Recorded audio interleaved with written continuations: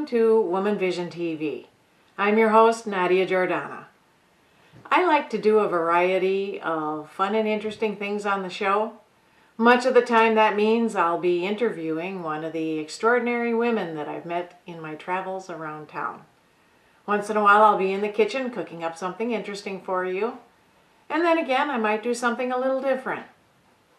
Today I have a guest, Gloria VanDemmeltraadt. She's the author of Memories of Lake Elmo. Let's go talk to Gloria and hear her story.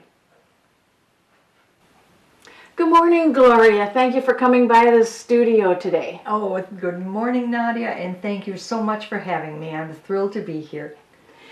You compiled and wrote Memories of Lake Elmo, which is more than just a collection of stories. It's something of a history of Lake Elmo, is that right? Absolutely. It is a history of the town told in personal stories, which makes it even more unique. Delightful town. Well, where is Lake Elmo? I haven't even heard of that town. That neither have many people. Let me read you a tiny piece from the beginning of the book. This is in my author's notes. The city of Lake Elmo is a beautiful tiny burg just east of St. Paul, Minnesota. It was a summer playground and haven for big city dwellers that was named after its pristine waters. For many years, Lake Elmo was the place to go for wealthy businessmen and their families. At the turn of the 20th century and beyond, Lake Elmo flourished with weekend and summer visitors who frolicked on the beach only a few feet from the elegant and beautiful hotel on its shore. So visitors came mainly by train at first, and they hopped off the train at the station near the lake, full of anticipation for a fun time in the sun. And once the automobile came, visitors began to wane, and people began to travel farther out for their adventures. But the main business of the community was agriculture. Farms ruled. From the area's first settlers in the mid-1800s up to the 1960s and 70s. So many farms were homesteaded in the 1850s and 60s. The businesses they inspired were many, and the village of Lake Elmo prospered. Well, it's been around for a long time. It has. Well, how long did it take you? This is a big task and that's a big book. How long did it take you to pull this book together and make it a reality? And did you run into any surprises or interesting experiences along the way? Yes to all of the above. Let me tell you how it really got started, Nadia. A woman by the name of Gloria VanDemmeltraadt was instrumental in the community, and she was one of the organizers of the Oakdale Lake Elmo Historical Society.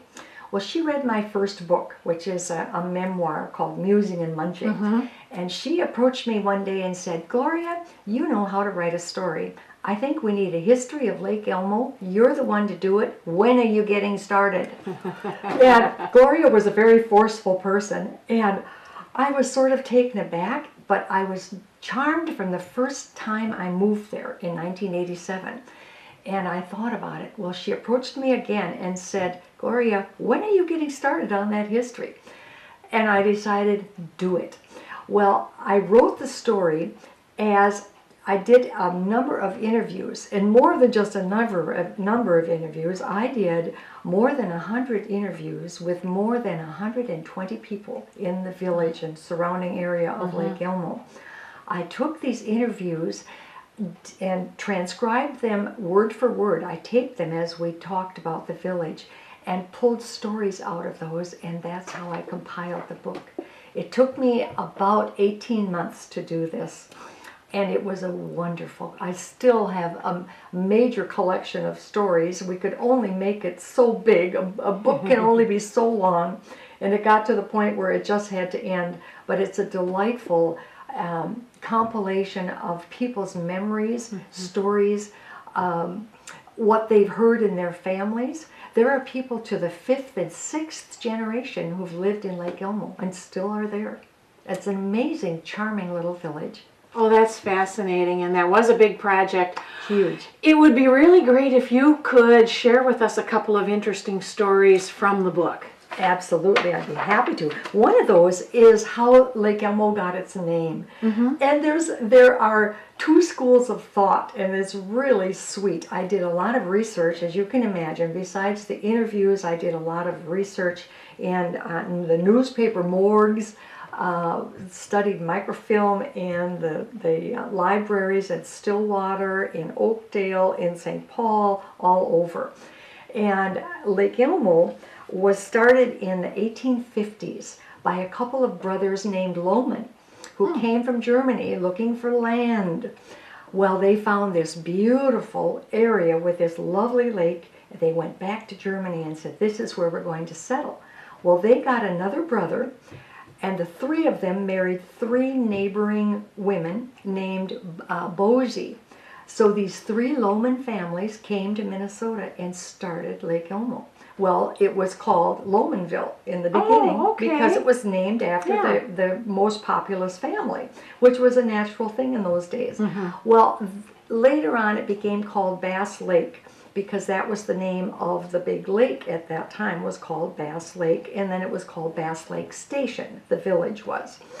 Well, in 1879, there came a man named A.B. Stickney, who was a railroad magnate.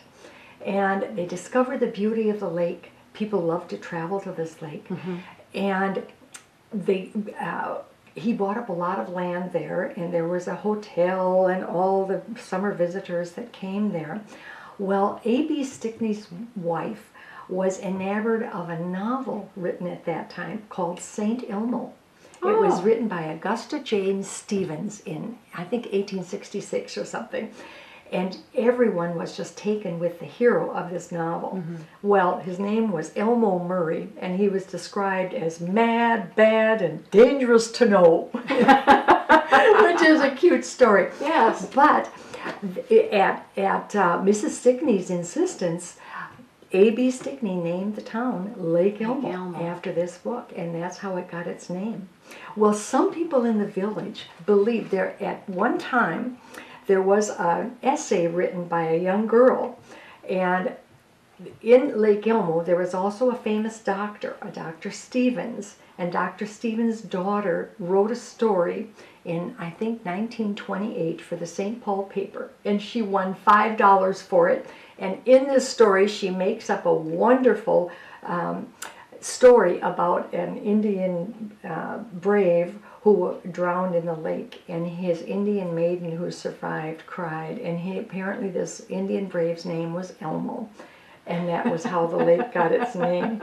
Well, one of the women that I interviewed in this for the story told me right away, well, you're going to tell about the Indian maiden, aren't you? And I thought, oh, we could be in trouble. And I said, well, yes, I am, but do you know that's not really how the town got its name? It didn't? And she was just indignant. But it turned out that was a very sweet story, and that's what it was. It really got its name from A.B. Stickney and the mad, bad, and dangerous to know Elmo Murray. I love that. Elmo's such a funny name for an Indian brave. I know. But including that story, I think, is perfect. Oh, it's darling. Were there other reactions from the town people of Lake Elmo when the book first came out? Oh, absolutely.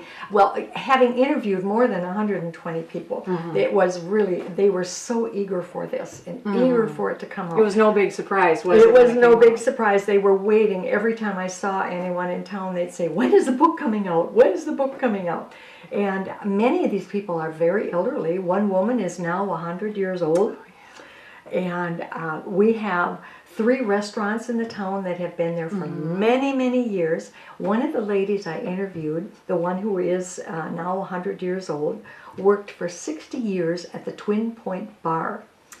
Twin Point was a kind of a pub, a bar that was built about the day after Prohibition went off in 1933. And her sister was a cook there. And Dorothy Arndt, her name is, and she came there to work after her sister was not able to be there anymore, and she worked there for 60 years, 7 days a week. She worked 7 days a week for 60 years at the Twin Point Bar. That's amazing. Amazing. And so I got some wonderful history from her.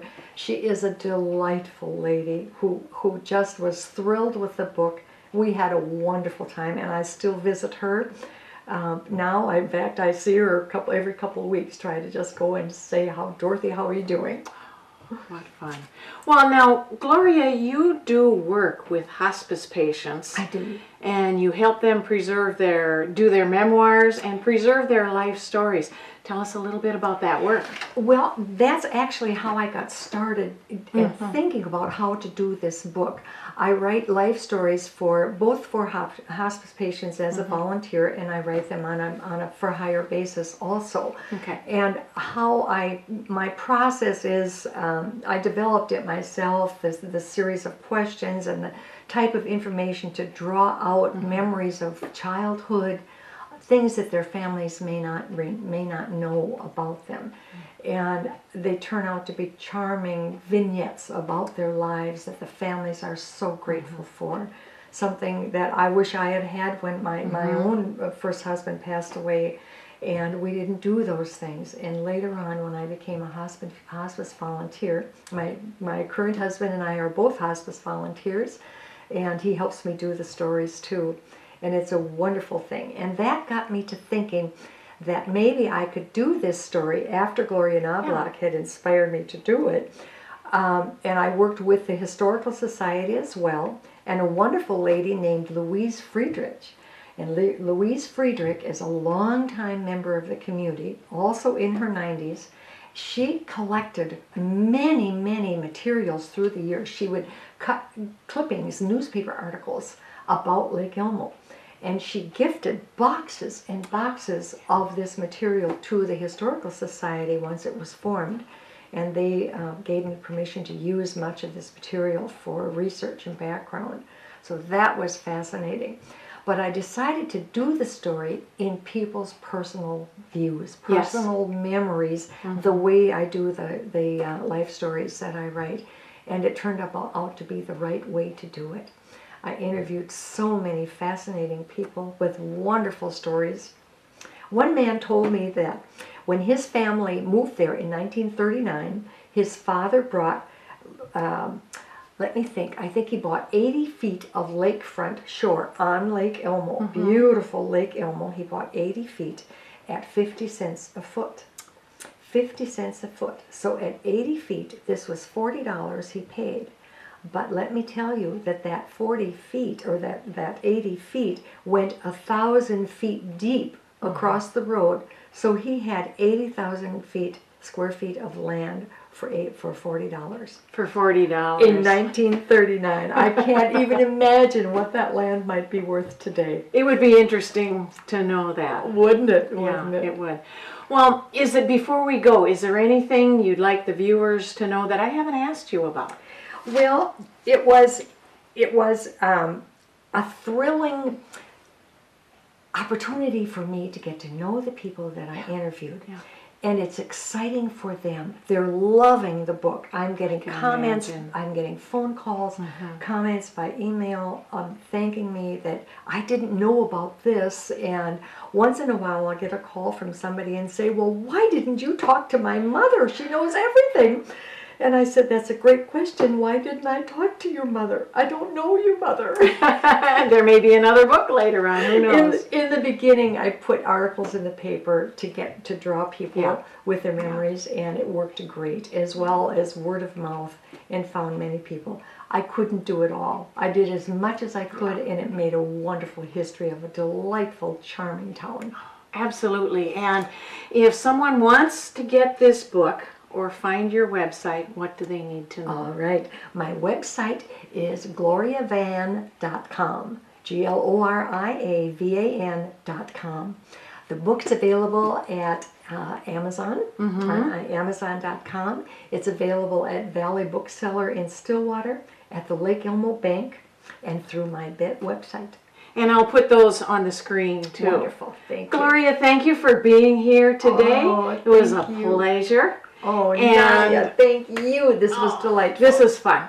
And stay tuned. I'm going to take you to the kitchen in a few minutes and show you one of my favorite recipes. Hi again. We're back in the kitchen. And today I want to show you how to make a small batch of refrigerator strawberry rhubarb jam. Now the reason it's small is because you're not going to can or process this jam. You're going to keep it in the refrigerator, so you want to make it in smaller batches. One of the reasons I do this is the commercial jams and jellies use way too much sugar. They have to. It's part of what it takes to make them thicken, is the sugar that's in them. So by doing it this refrigerator method, you're going to use less sugar and get a healthier, fresher tasting jam. And I'd have to say technically this would really be called a conserve since there's no added pectin. But that's splitting hairs. There are 3 ingredients, and I weighed these. This is 1 pound of strawberries and 1 pound of rhubarb, chopped, cleaned.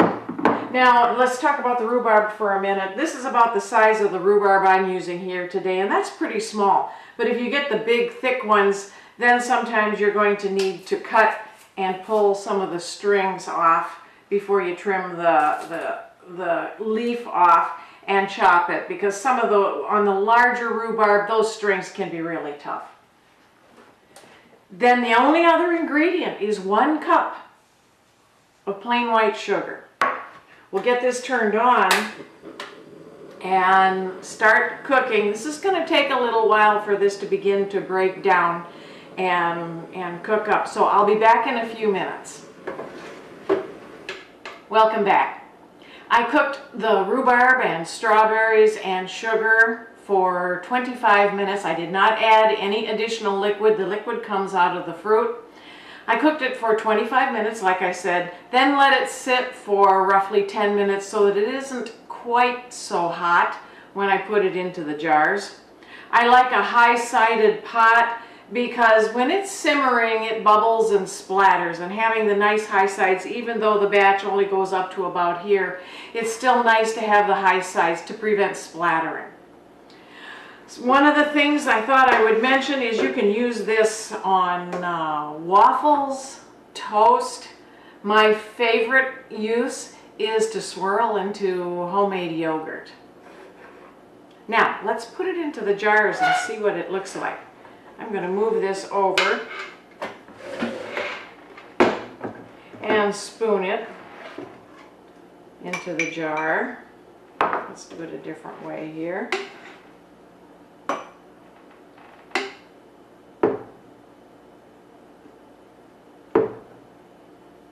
This batch makes about 2½ cups. Nice color.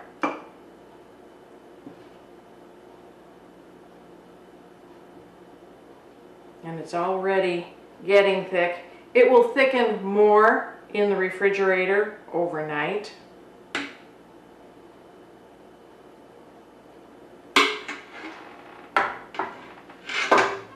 But take a look at that and the beautiful color.